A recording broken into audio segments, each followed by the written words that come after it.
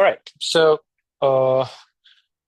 today we will talk about algorithms that are designed to deal with large data, algorithms and data structures, actually.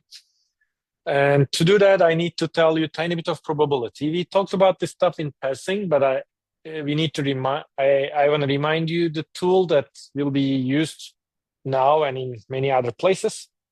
Then after remembering a little bit of probability, we will think about an algorithm that counts with less memory space. So let's say you got a stream, you would like to count, say, distinct items you have seen. At the end, you need to save a number. How many you have seen? N, right? And what's the easiest way we do it? We just save it as bits. So we use log n space. Yeah. So if your n is super large, if you're streaming Netflix, you want to do something better than that if you can. So it turns out deterministically, you cannot do much better. But if you allow a little bit of error probability, you can do log n. You can do exponentially faster, turns out. So that's the first thing we will do. That's called the Morris plus algorithm. There's like a Morris algorithm, then there's an improvement Morris plus, and there's Morris plus, which does what I just said. After we do that, I'll start probably talking about hashing a little bit. And hashing also can be used to, say, either estimate the number of distinct elements in a stream or frequency of a particular element. We'll talk about some. And probably after hashing is done, I will get into what's called sketching. So what's sketching? So far I've been like just kind of talking about streaming. Your data comes in, you're not able to save so much. You try to work on streaming model. There's also another thing called sketching. In this way, let's say you got two gigantic matrices and you need to multiply them in some of your algorithmic routine. So what you do, you create sketches of both matrices probabilistically, which are much smaller, but somehow the product you get out of the smaller stuff you created should be similar to your actual product. That's called sketching. And if you could come up with guarantees that this is not introducing too much error, but saving a lot of space and compute, that's a good idea. Okay, so let's start from the remembering tools part. So this object is called moment generating function. We probably talked about it in passing, but never really worked on it hard in the class so far. So let's maybe do a quick example. The definition of moment generating function is this. You take your random variable x and you multiply it with a number t, you raise it to the power e, and you take expectation.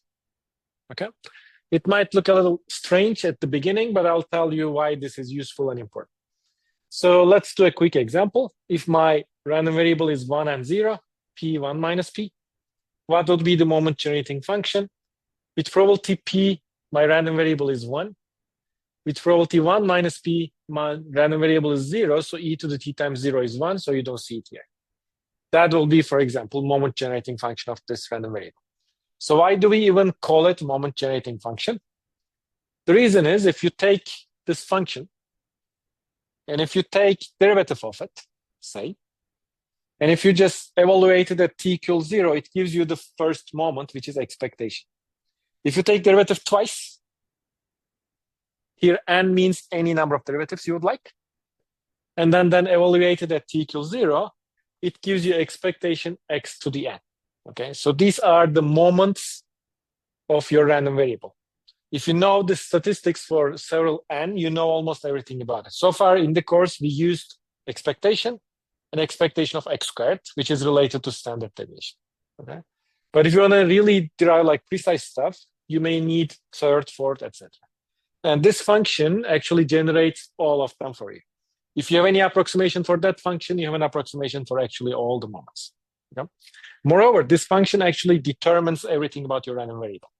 So if you have just a tiny interval around 0, okay, not just something around 0, a little bit, and in that interval, if you have two random variables where their moment generating functions agree, okay, so this is defined for any t. So these two functions should agree on t for a small bracket. then these two random variables ends up having the same distribution. They become identical. Okay? So when you know moment generating function of a random variable, you kind of have the entire description of it. That's the punchline. And now what happens if you add the random variables, if they're independent, and if you add them, the moment generating function of the new thing just comes out as moment generating function of x times moment generating function of y. So this also behaves nice whenever I add randomness to each other. And this type of stuff will happen many times during lecture today. We will not compute precise, like technically in detail with moment generating function. What we will do is we will derive some bounds using this in next 10 minutes, say. Then we will use those bounds. But in the end, suppose this is one run of your algorithm. There's an error probability. This is another run. And you average them, or you take the best one, something like that. Okay, very good. So that's the moment generating function stuff. So let's do an example. Let's say I got n independent copies of a coin flip, plus minus one. It's a fair coin, both half probability. And we add them up.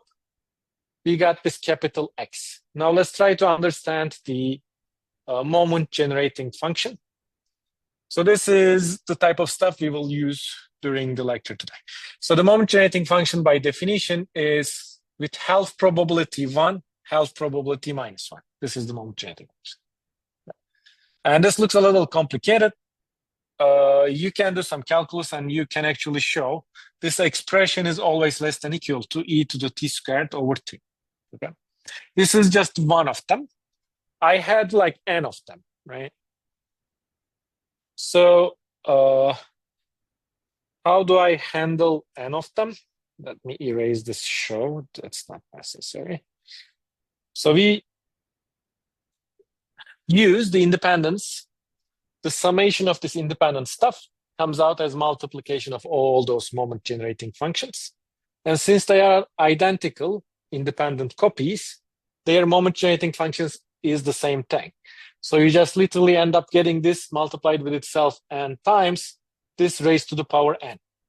And we know this guy itself was less than e to the t squared over 2 from previous discussion. So the whole thing ends up being less than e to the t squared times n over 2. So we have a bound for moment generating function of if I keep adding coin flips to each other. And I will use this to derive bounds on my behavior of my random variables. That's the main use we will have. This is again my random variable, and coin flips, I added them. And now somebody gives me a number a, says what's the probability of your random variable being bigger than that? Say this is n over 2 or 10, whatever you like. That's what you would like to know about your random variable usually. You have a threshold in mind. What's the probability of going beyond that or below that? Okay. And then the idea, due to an American statistician called Hermann Chernoff. So his name is so German. I want to say Hermann Chernoff, but I'm not sure. So he's from California, I think, an American statistician. And funny enough, he is more famous for a funny thing he came up with rather than this fantastic idea. So if you just Google Chernoff faces, so you will see he used emoji faces to express statistical estimates back in the day, and he got famous for it. That's very funny. Okay, so Chernoff's idea is this. It's like a kind of natural idea, but it's funny that this thing works out. He says, if I'm talking about x being bigger than some positive number a, I could take any t, I could multiply it, it's going to be the same probability, right? Like x bigger than 10 is the same thing as 5 times x bigger than 50. Fine. Then he says, let's push it to the extreme. I'm going to also say this is the same thing as if I just exponentiate this stuff. Yes, that is true.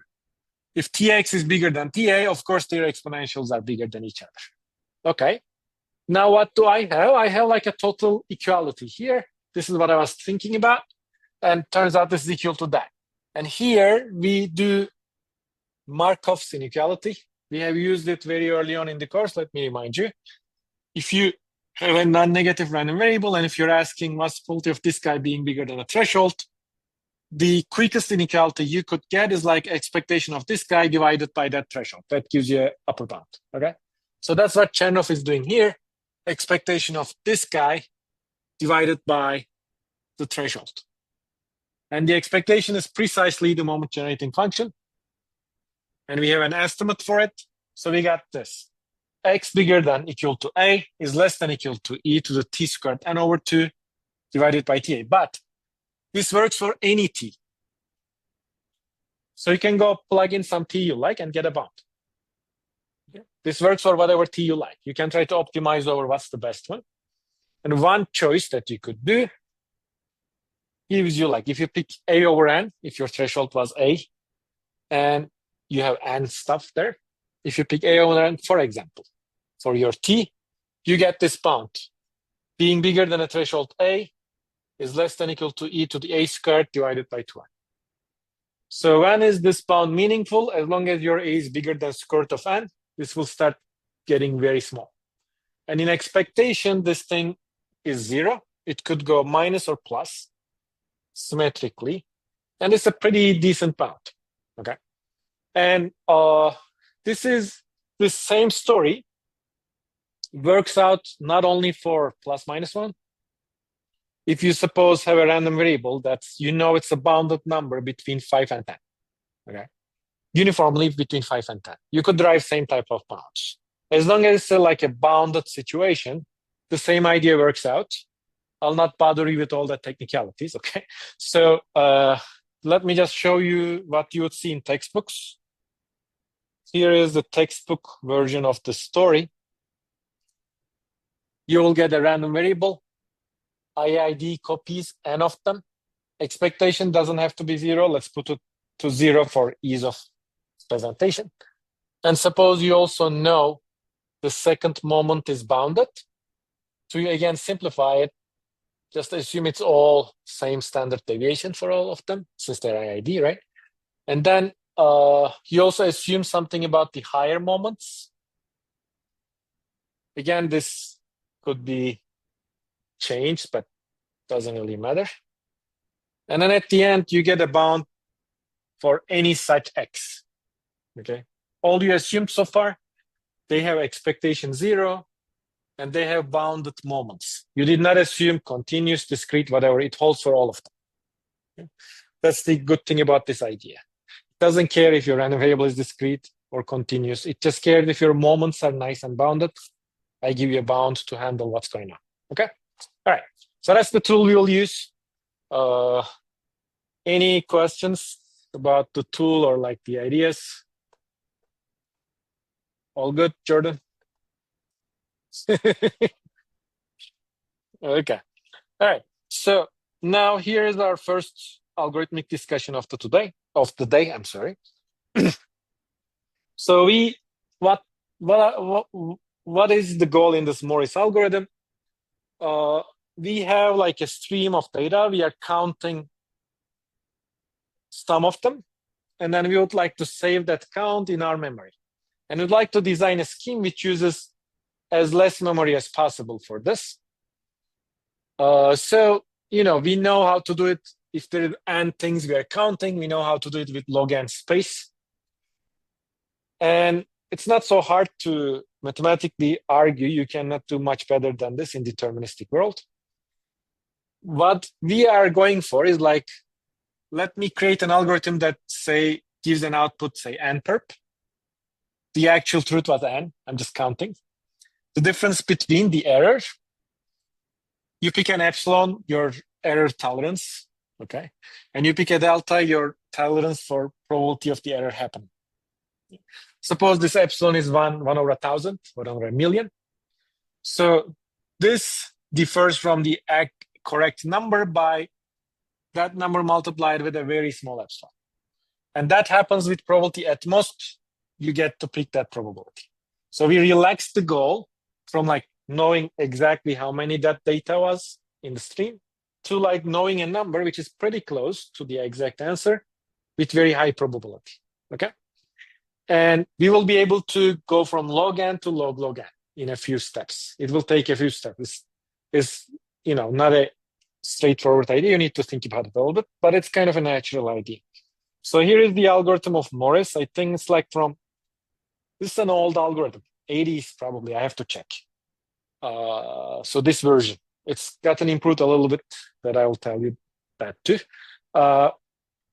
So he says, okay, I'll initialize 0, and then I'll increment it with probability 1 over 2 to the x. What does that mean? Let's say I incremented it. I am at now saving 2, and I saw another one.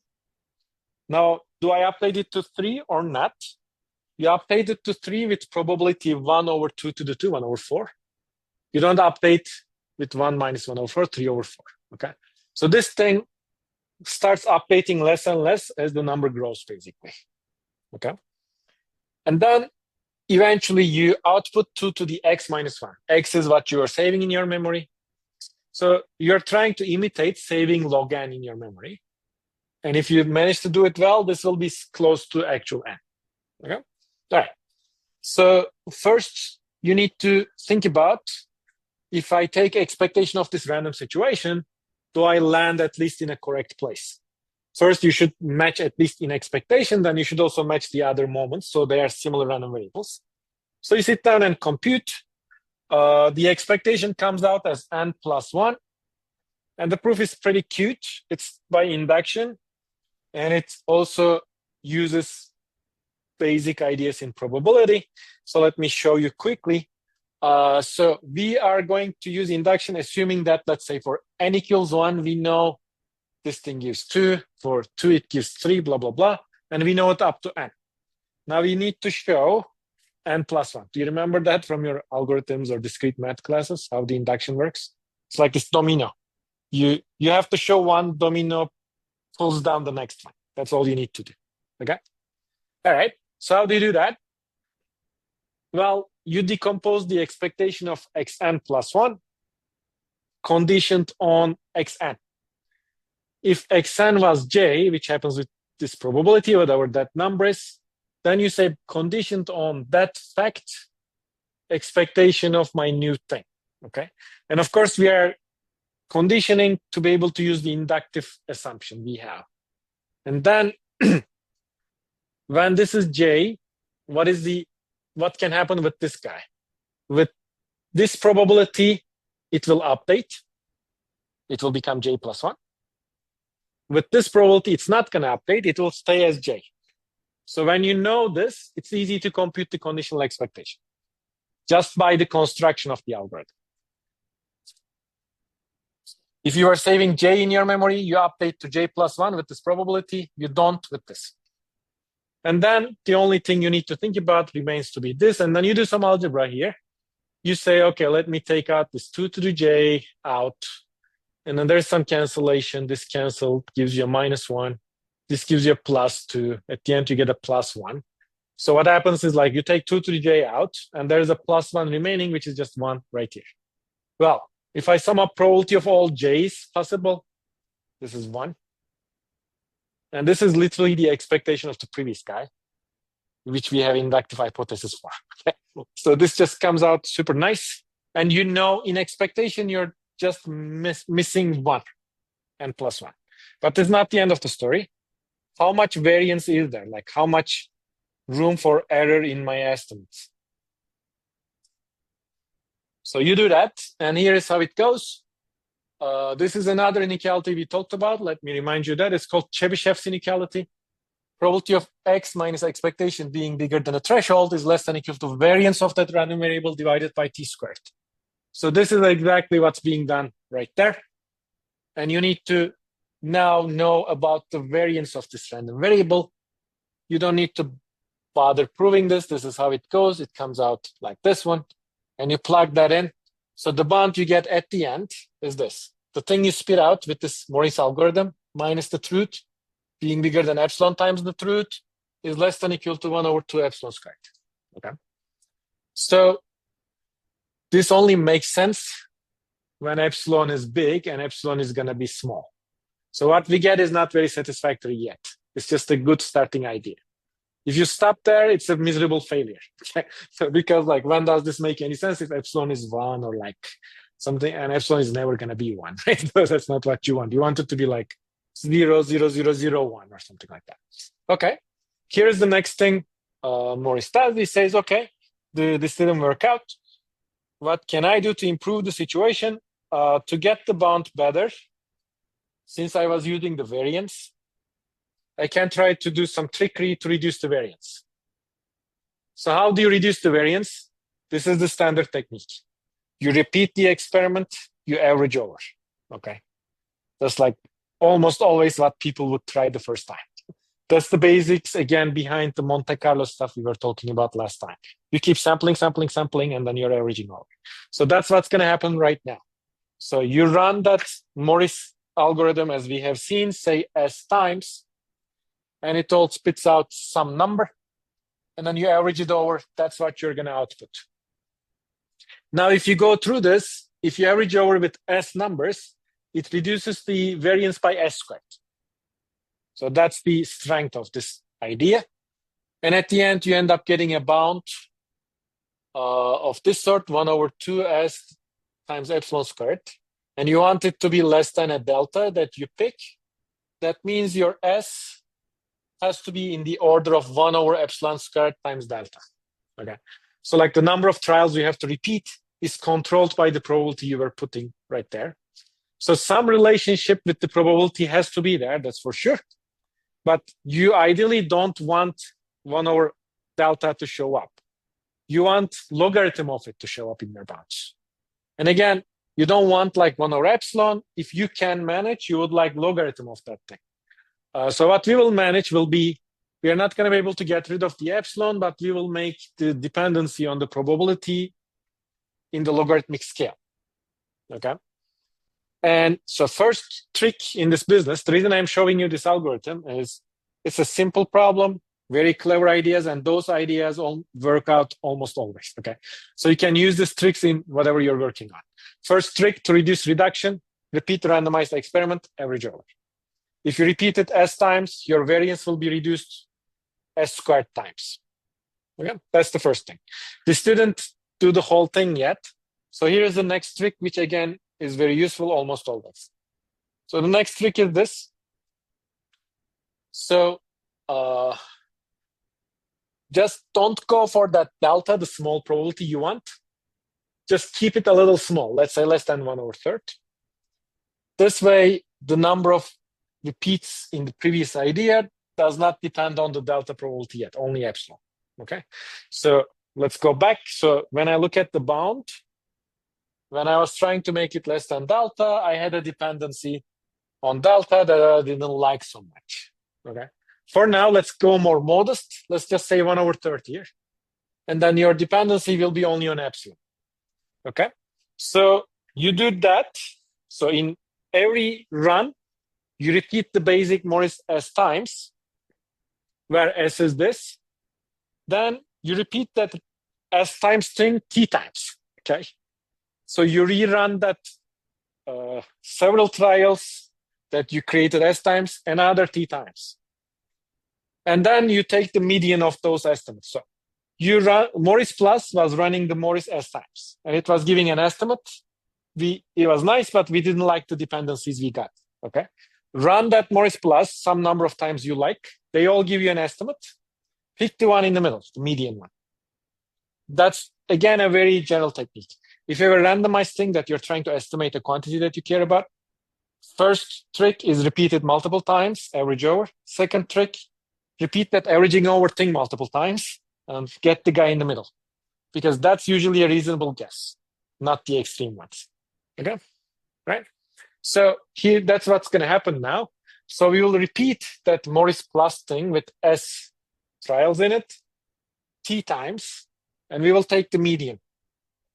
So let's think about what's our goal. Our goal is we want this thing to happen. The thing we output should not be more far than epsilon times n, right? It should be in that vicinity. That's our goal. Okay. And maybe some of those trials were successful, maybe some of those were a failure. But when you look at the median, what you're going to see. So suppose, you're trying to estimate n. That's the ground truth. And you did some trials. Say, if you are between n minus epsilon n and plus n, If you are here, we call it a success, right? That's our goal. If you're here, no, we are not happy with that. Or bigger than this, not happy. So now, how can median give you something that is an unhappy face? The thing in the middle, how could it be here or there? If the thing in the middle is here, everything before is here too. So that means at least half of your experiments failed. If it is here, that means everything above that is there too. That means, again, half of the experiments failed, okay? The only way the median can fail is like majority of your stuff should fail, which is unlikely, so that's the boosting idea. So median is like a very stable thing. It's unlikely that it's gonna mess up, okay? Now, more precisely, now this is where we will use that Chernoff type idea. Suppose I run it t times, right? X1, X2, Xt. Say 1 if it was successful, 0 if it was a failure. And what do I know? Probability of a failure at a single instantiation of this Morris plus 1 is less than 1/3. That is how I designed it. So that means the expectation is at least 2/3, right? Because the expectation is 1 times the probability of being 1, 0 times the probability of being 0. And that probability is less than 1/3. So that means the probability here is at least 2/3. You know, the expectation of this thing is bigger than 2/3. It's not too bad. I would like it to be 1, but maybe not always. Now, if one of them is this big, if you add t of them, you have at least 2t/3. Now, what I want is like, I want the success to be bigger than t/2. And the success being less than t/2, this guy, means I failed more than half of it. That's what I don't want to happen. Let's see if this probability is small or not. So you just plug in that textbook style bound. Since the expectation is at least this big, being smaller than this means what? You are traveling from expectation down quite a bit. You have to be less than half, where expectation is at least 2/3. So that means you're traveling at least t/6 much, maybe more. And you can bound that probability, you plug in that bound, you get something like this. E to the minus t/18. And you want this to be less than the threshold, you decide it yourself, depending on your problem. Now, though, the number t has logarithmic dependence on the delta, because e to the minus t has got to be less than delta, right? This way you got t now logarithmic dependence. So in summary, what is Morris plus algorithm? One Morris plus is this many iteration of the Morris algorithm, and Morris plus is this many iterations of that Morris plus algorithm, okay?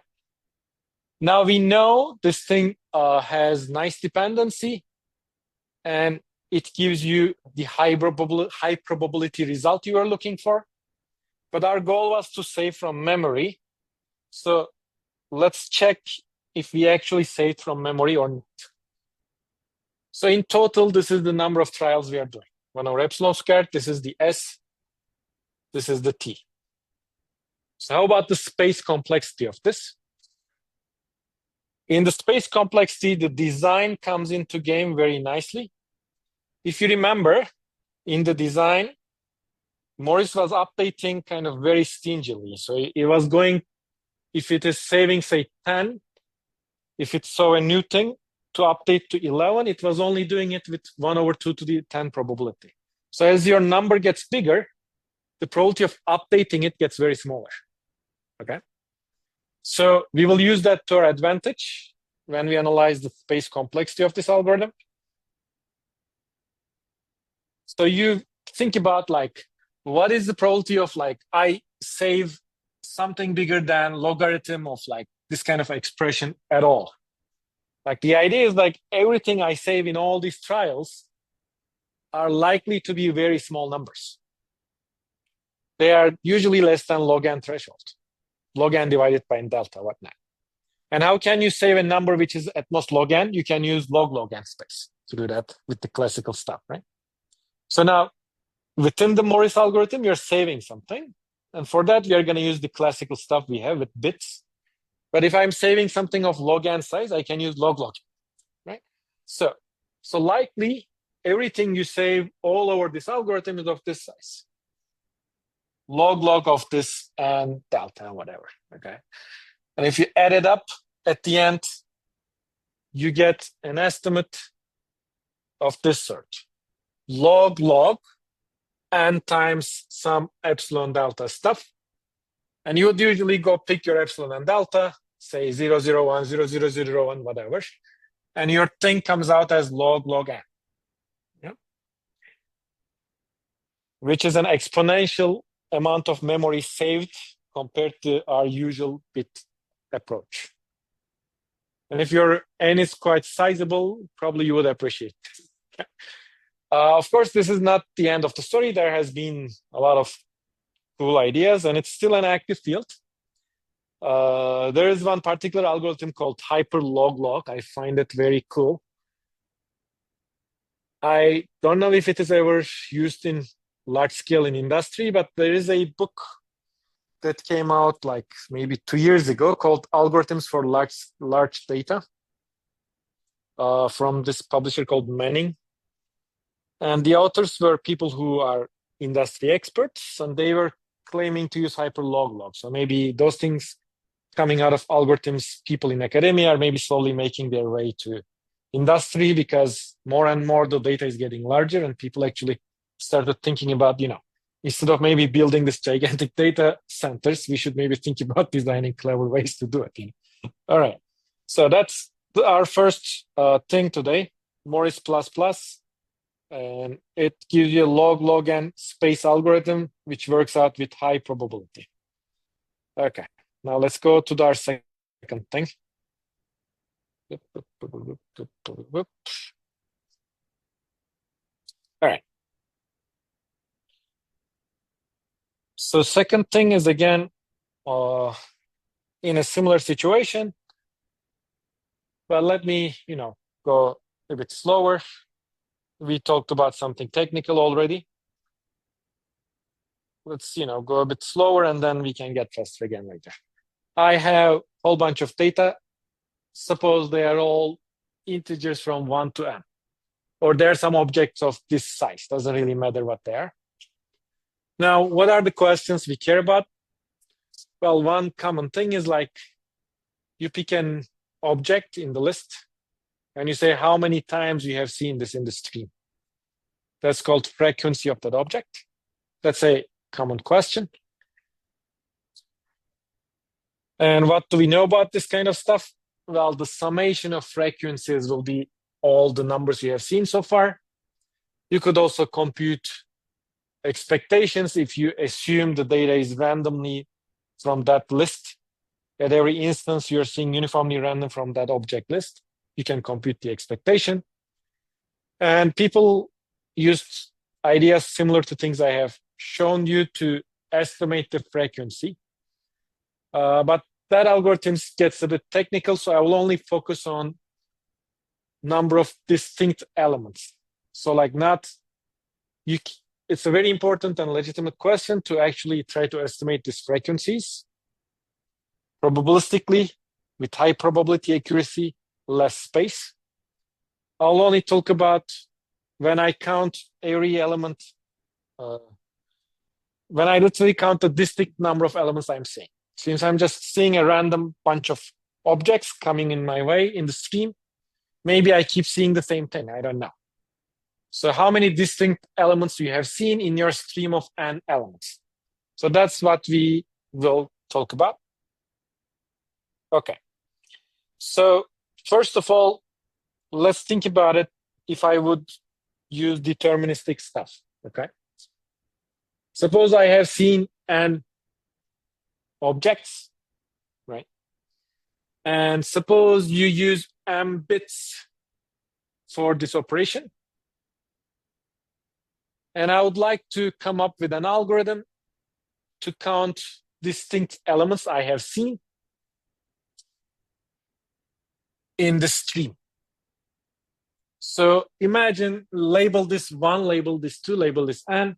basically what I'm trying to see is like I'm trying to figure out a subset of 1, 2, 3, n, which represents the distinct elements I have seen. I'm not saying this is how I'm going to execute the algorithm, but at the end, this is what it's trying to do, right? Okay, very good. So how many different options you got here? Well, as many as subsets of this set, right? There might be only one distinct element. You get to pick one of them. Maybe there are two. You get to pick two element subsets. You don't know how many distinct elements are there. Or maybe all of them are distinct. You have to then pick 1, 2, 3, n. So basically, the options you're dealing with is as many as the subsets. And those subsets are how many? 2 to the n minus 1. Because we cannot have the empty set. That's why we are taking up one. Okay. Now, fine, but I don't have to go through all those subsets in my algorithm. That is true. But one thing we will have to do with our m bits that we are using is like we need to be able to distinguish between two different subsets. Because I need to know if this one is the subset of distinct elements of this one. If somebody gives me two subsets, within my m bits of memory, I should be able to say these are not the same thing. These are different subsets, right? So at the end, using your memory, you have to be able to distinguish two elements of this collection from each other. And if you have m bits, which is less than n, how many things you could record with m bits? Well, 2 to the m minus 1. Think about all those bits being 0 or 1. Total number of options is this. And if m is less than n, that doesn't match the number of subsets you're trying to distinguish between. That means some of the two subsets will get projected on the same memory in your construction, no matter what you do. Okay, because there is literally more options than your memory space, or your memory space can simulate, basically, right? So that means like two things will get mapped into the same thing, whatever algorithm you do, and then it's hard for you to distinguish which one is actually the collection of distinct stuff in here. So deterministically, if you're trying to do n elements, you end up using n bits. That's what this argument is saying. There's no way to save, at least n bits. Now, of course, the game will become that can I give up from deterministically knowing for sure I am okay with 99% correct probability, 1% wrong? In that way, can I do much faster or with much less memory? Okay, here is a randomized approach to this. I'll go step by step to motivate the approach, but so far is what we are trying to do is clear. Like you have a stream, you're trying to count the number of distinct elements, and you're trying to see what's the best you could do in terms of as less memory as possible. Of course, you also care about the running time. Okay, all right. And deterministically, there is no way around. If you have n elements, you have to use at least n bits. Now, okay, so now here is a thought experiment. This will be kind of the intuition behind the randomized algorithm that we'll talk about. So I got like n elements streamed. I don't know how many of them are distinct. Suppose there are k distinct elements, right? And for now, to make our life easy, suppose you know how big are those elements. Let's say they are from 1 to m, okay? All right. Now, if you would go pick the smallest element in this subset, in this set S, what would you expect to see?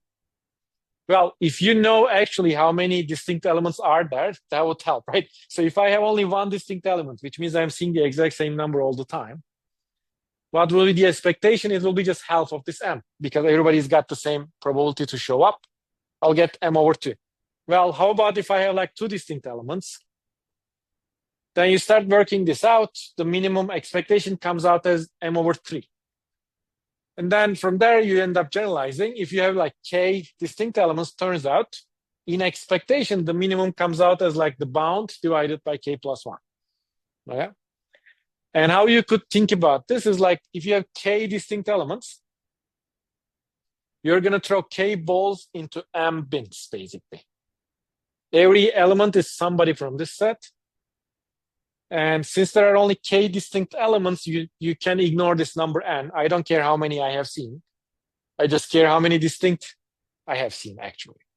And if I know there's k of them, now then the question becomes, I have k distinct elements, like k balls I'm throwing into 1, 2, 3, m. Okay. And then what is the expected smallest bin you hit with the k balls? Turns out it comes out as m over k plus 1. Okay. M over k maybe would be the first case, but when you do the math, you realize k plus 1 is more reasonable, because if I would have one distinct, I'll have m over 2, right? I'll not have m over 1. All right. And then this suggests a way to actually understand k. That was my target. If m over k plus 1 is like the min, you do the math around, it means like m over min minus 1 is like the k. So it turns out, if you could find the minimal element, divide the upper bound by it, it gives you a good sense of how many distinct elements are there. At least probabilistically, that's not a bad guess. Okay, so that's going to be the intuition in the randomized approach. We will try to estimate the minimum element, and then we will say m over minimum minus 1, this thing, is our guess for the number of distinct elements. Okay, and what I would like is like this equality, m over k plus 1 being min, not to just be an expectation, but happen with very high probability. That's what I would like. Okay, very good.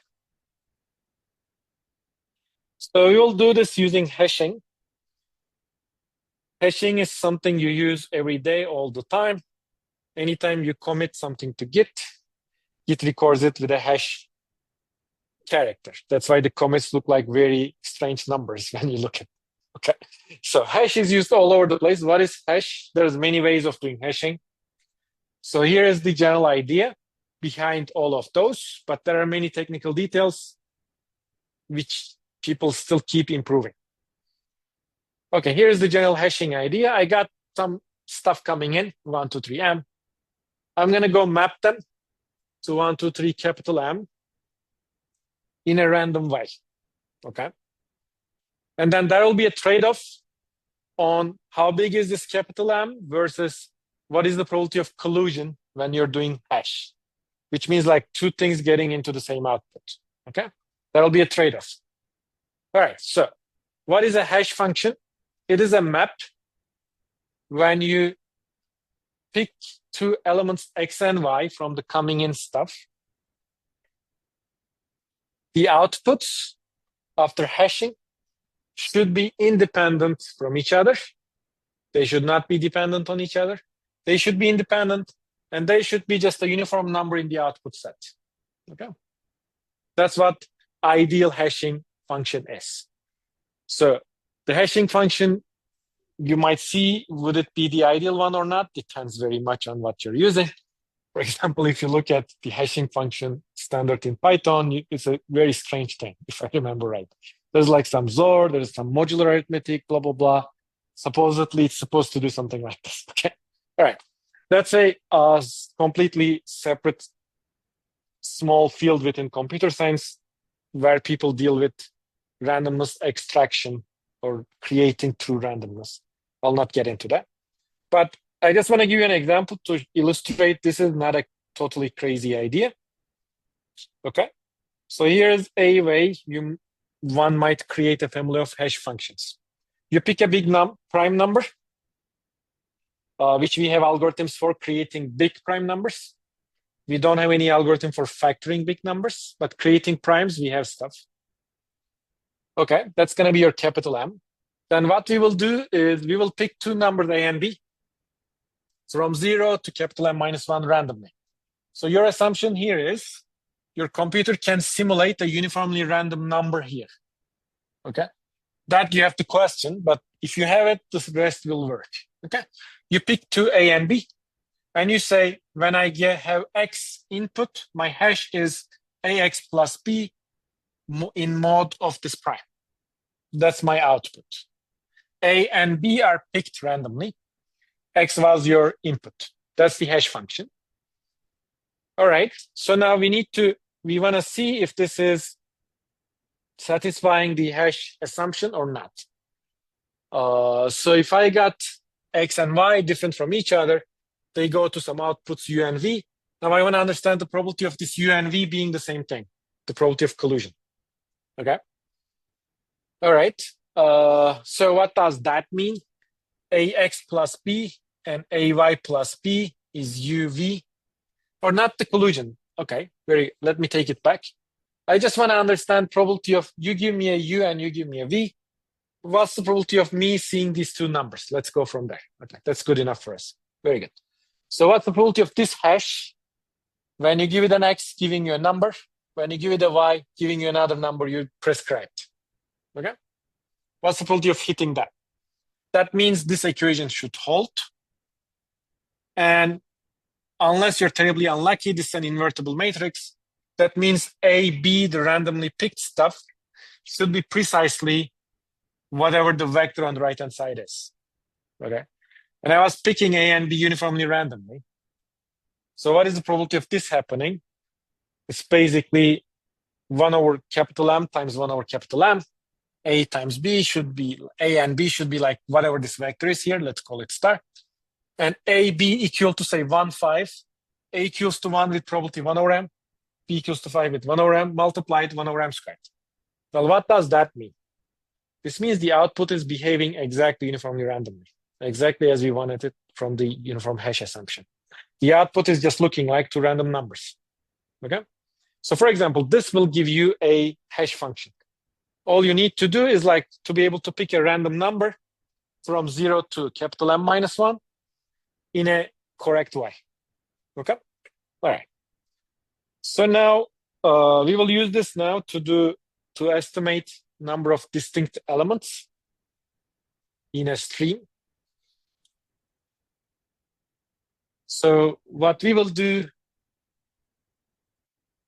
M over not S plus 1, M over number of distinct elements plus 1. So let me say this is a K, and let's define K. K is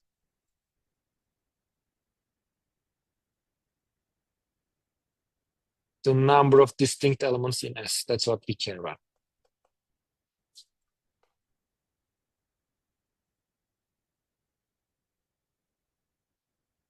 Okay. And we argued before capital M divided by K plus 1 is like the minimum. In other words, M divided by a min is like K plus 1. So what I'll do, I'll try to estimate this minimum thing in the stream and just output capital M divided by that as my guess for the number of distinct elements. Yeah. And estimating the minimum just requires saving one element.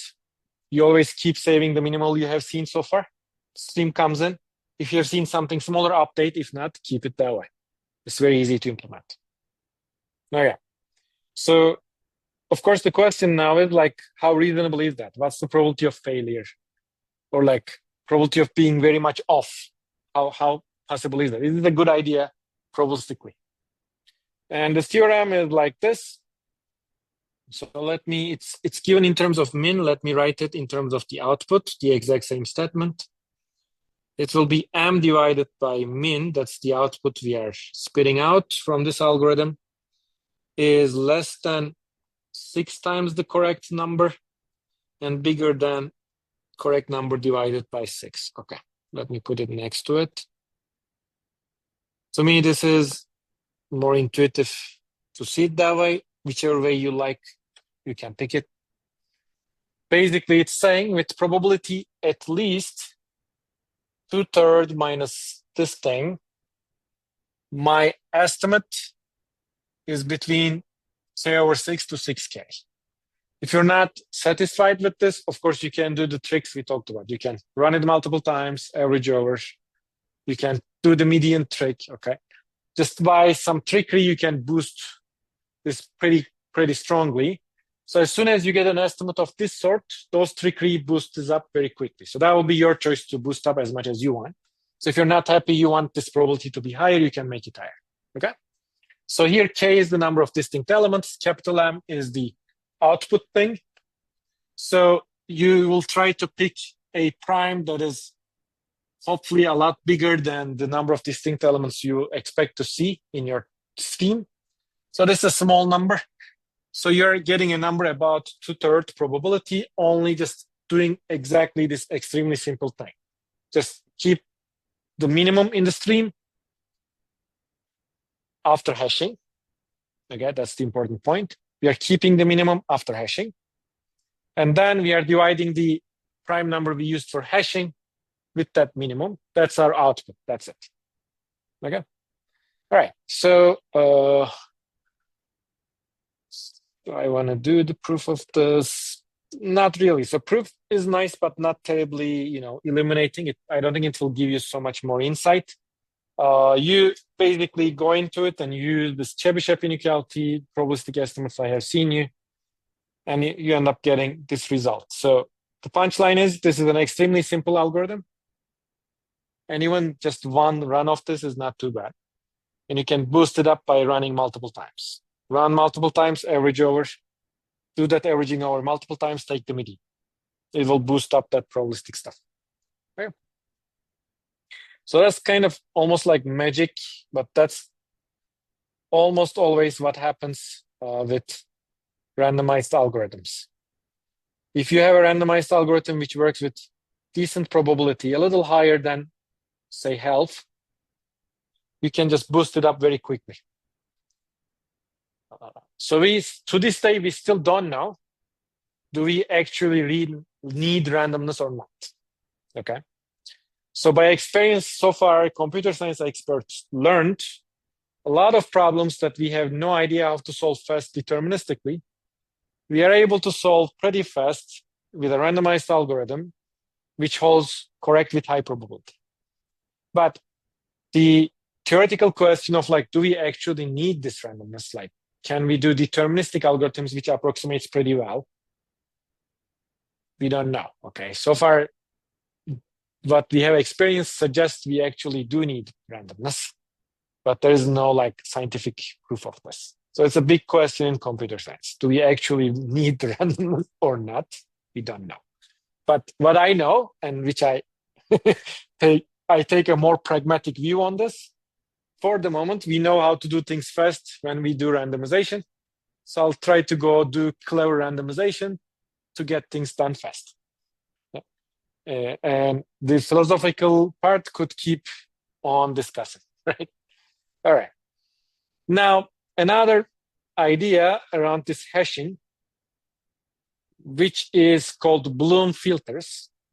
And no one knows who this Bloom is. It's a paper written by some name, which is not probably a correct name of someone, blah, blah, Bloom. And the affiliation is a company which is in someone's garage in New Jersey. So this guy invented something super cool, but no one knows who this person is, okay? And I'll tell you that cool idea. I remember Donald Knuth, in an interview saying, Bloom, please tell us who you are. We want to know you. That's a super cool thing. I mean, I think whoever this person is didn't even care getting famous, was probably just happy with whatever they invented. So I find it quite impressive attitude. I'm not claiming this is a good attitude for career development, but you're so happy, you don't even care. Not bad. All right. So here is Bloom filters. We are going to do, again, hashing. How does that go? We have M elements. And the idea in Bloom filters is, first, you could pick the output of hashing, and there'll be a trade-off. The bigger output space you create, the better it works, but then you're also using a lot of space, okay? So Bloom's idea here is, let me not keep that output space so big. However, let me use multiple hash functions at the same time. Try to see if I get a better trade-off this way. Okay, that's the main idea in Bloom filters. So what are the details? So what you will do is this. Somebody gives you a query. Suppose this is a person typing a password and your system is supposed to say, is it a bad password or not? What you're trying to do is you're trying to check if the input matches some of the bad inputs that your system saved, right? That's the query. What do? You take your query, you hash it to k random locations. And you could push it to the extreme. In the hash, you could only use just one bit, okay? So you just go there, wherever h1y is, it's a number. Say it says 10, then go to 10 in your array and save a 1, okay? That's all you will do. You'll go to k locations in your array. The number of locations in the array is the bound you put for your hash. You said, I'm using a prime number, which is about 1,000.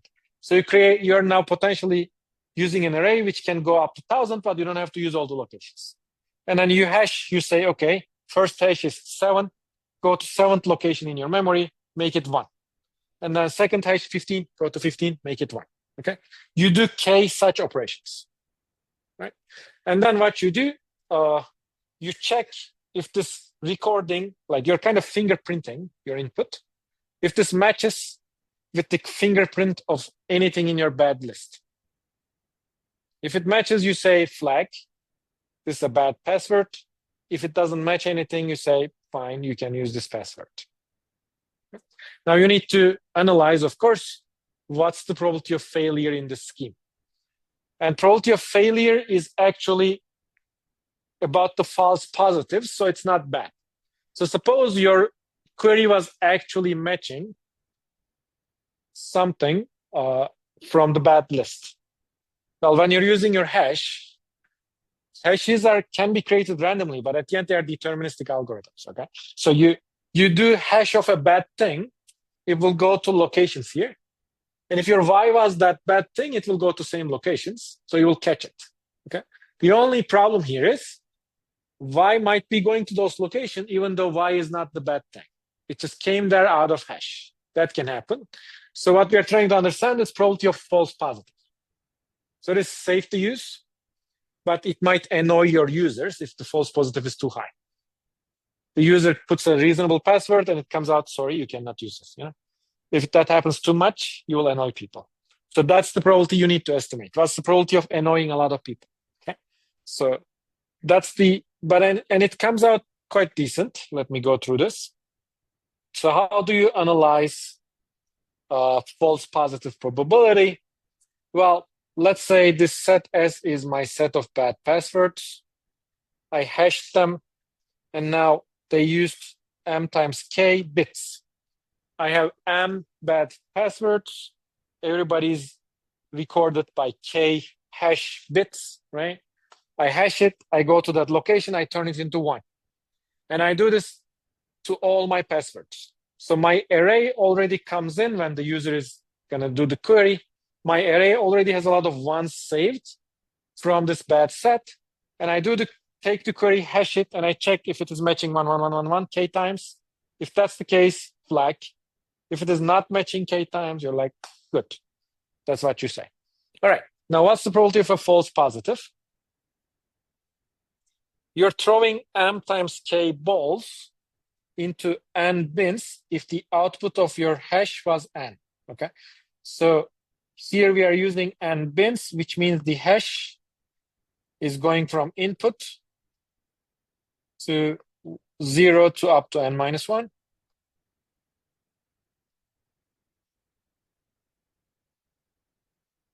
These are the locations in your arrays. And I'm throwing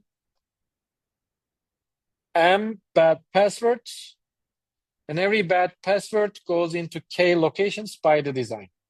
So in total, I'm putting m times k stuff in n locations, okay? That's my situation. Very good. And the false positive probability comes in something like this.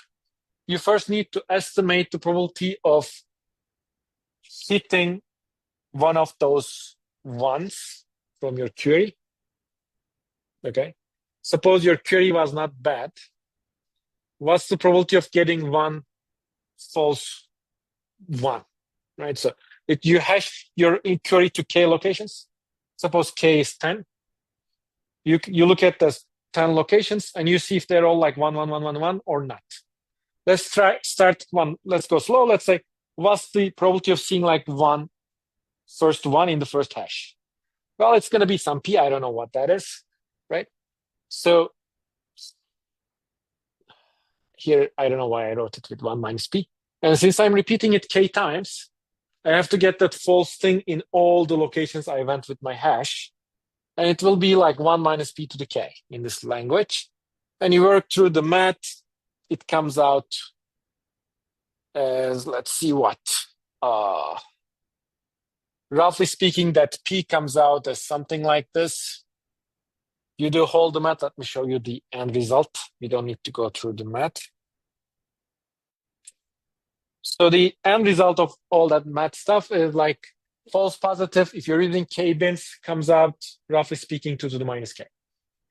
And you cannot expect better than this with k bits. You already have like 2 to the k many options there. And your false positive is coming 1 out of 2 to the k. Yeah. This is 2 to the minus k. And then people go with like, what is the best k possible? And it comes out as this.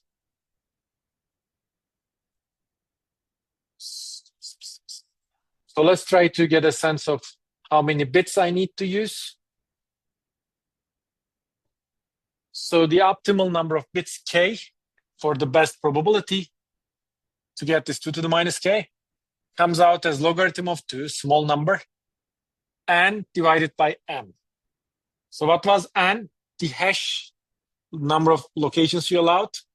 M is the number of bad stuff.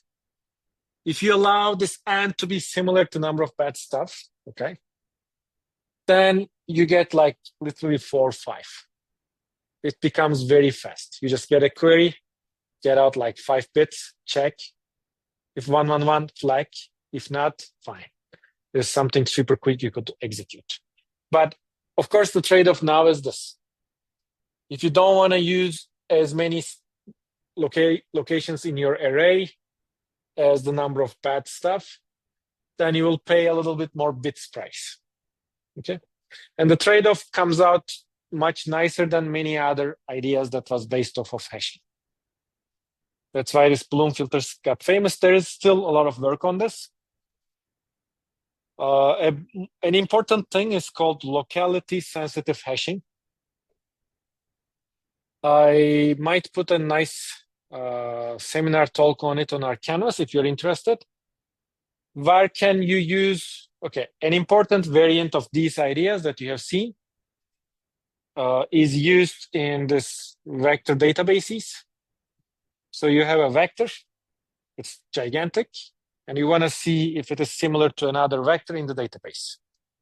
It's like approximate nearest neighbor search problem. Okay. Turns out a variant of this hashing called locality-sensitive hashing, whatever that is, right, is useful for this type of vector database questions. It's not only the place that it is used, it's also used in genome sequencing. Sometimes it's widely is like crazy that you keep seeing this locality-sensitive hashing all over the place. I always get amazed how a genetics person learned it and used it and come up with something cool. So I'll just put the talk in the Canvas. If you're interested, you can take a look. If not, it's up to you. And I think that's all for hashing. Now I have about 10 minutes to tell you about sketching. Before I start sketching, let me maybe take 20 seconds pause. We have already talked about a lot of stuff. So what did we do so far today? We talked about first some probability review, mostly this Chernoff idea to handle sums of coin flips. After that, we talked about Morris algorithm, Morris plus, Morris plus plus. Morris was about counting with less space. It goes from log n to log n. Then we get on to counting, estimating the number of distinct elements in a stream. We talked about hashing. I gave you this hashing best idea, which is super simple. You hash everybody to a place, and then you keep the minima. And if the place you allowed in the hashing had capital M many output places, if your minima was some number, you divide that capital M with the minima, you output. Extremely simple algorithm, which works out with decent probability. Then I also wanted to tell a little bit about this Bloom filters. Bloom filters are used all over the place. Like, for example, if I have a list of favorite songs and say Jordan has a list of favorite songs and I'm a new user, Jordan has more, Spotify is trying to match my list with, say, his. It's like approximate intersection of two sets. So you could use this Bloom filter for all kinds of such applications. Approximate intersection, approximate matching, etc., etc. Okay. Approximate set membership, basically. At the end, that's what the Bloom filter is doing. There is a set of bad stuff or good stuff, and you have a query. You're trying to probabilistically check if this is from that set or not.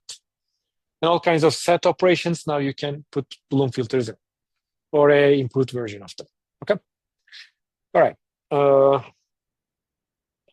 Now, the last topic of the day, which I'll probably continue a little bit in the next lecture, is something called sketching. And to talk about sketching, I need to first make you think about matrix multiplication a little bit, because it uses the structure of the problem very well.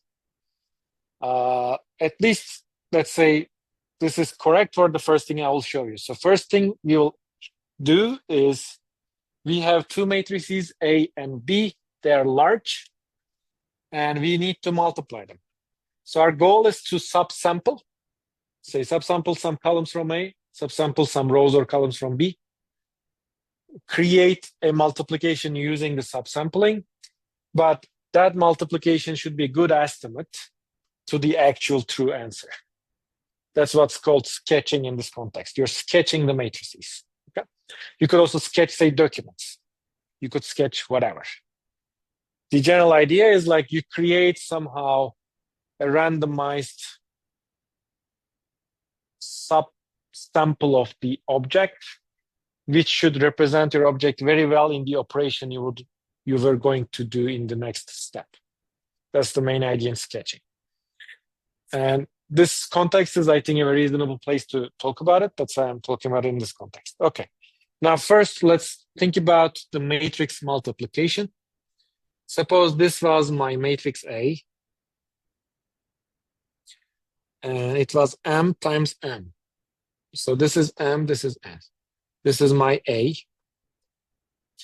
And I have a B, which is N times E. This is my B. And I will multiply them. So how does the usual matrix multiplication go? I would go take the first row. At least this is the algorithm they showed us, right? This is not like the matrix multiplication. This is actually a way to do it. You would go take the first row, multiply it with the first column, take the first row, multiply it with the second column, go like that, right? That's the usual thing. You'll take the row here, go with the column. But that's not what's written in the equation that I have right there. The equation is saying the following. You could also think about the same matrix multiplication as follows. Take the kth column of your matrix, let's say the first column, and then take the kth row of your B, let's say the first row, and go multiply them one by one. What does that mean? I take the first entry here, I multiply them through all the entries in the first row. Then I take the second entry, I multiply it with all the entries in the second. Let me go slow. So I would take the first dot, multiply it with all the dots there. So this now gave me a whole bunch of dots. And I take the second dot, I multiply it with all there. Gave me again a whole bunch. And I go like that. The first column here has M entries. First row has P entries. So at the end, you get an M times P matrix, I suppose. This is only from the first column and the first row. And in here, it's saying do this through all columns and rows, which means go for the second one. I equals 2 means go to the second column, do it with the second row. If you keep doing it, the claim is this will also give you the same matrix multiplication. Okay, let's check if this is true or not, if this is bogus or not. The way I'm used to is like I would take this row, I would go multiply it with the column right here, right? But when you're doing that operation, let's check. This guy is now getting multiplied with this one. When I do it with the first row, first column, right? When I do first row, second column, this dot here gets multiplied with the second one. So basically, you're trying to see which location talks to which location. And this is, again, an equally legitimate way of keeping track of it. This guy was talking to all the stuff here, so that's what I do. And I go for this one, it's talking to exactly same stuff, turns out. So that's what you do. First column, first row. This is a way of seeing the exact same matrix multiplication. Why did I show you this? Now you see what's going to come out. There's n columns and there's n rows. So I'll sample some number here. I'll sample the same number there. Multiply, sum up, and hope that estimates that A times B truly. Okay? And everything matches out. Why? A times B is M times N times N times P.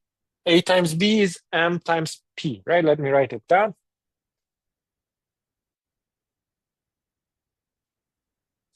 And you realize we noticed every single summand here is also M times P. Okay? So this thing, even if you do some of it, not all of them, will still spit out M times P matrix. It's not going to be probably as dense as your A times B, but it's going to be hopefully a decent approximation. Okay, that's going to be the first idea. I want to subsample some columns from A, some rows from B, just multiply those like this way, sum it up, and say that's my approximation to matrix multiplication. Right? Of course, you probably know doing this deterministically and right is a never-ending research direction. There's always someone who improves the current matrix multiplication algorithm. Okay. And people keep fighting on if the complexity is n raised to the power 2.3.5 or like 2.3.2, they keep fighting on it. And I don't think those stuff gets implemented. So deterministically, we still don't know what's the best we could do for this. People also work on proving lower bounds. The best one I know now is, I think, is about n log n. The lower bound.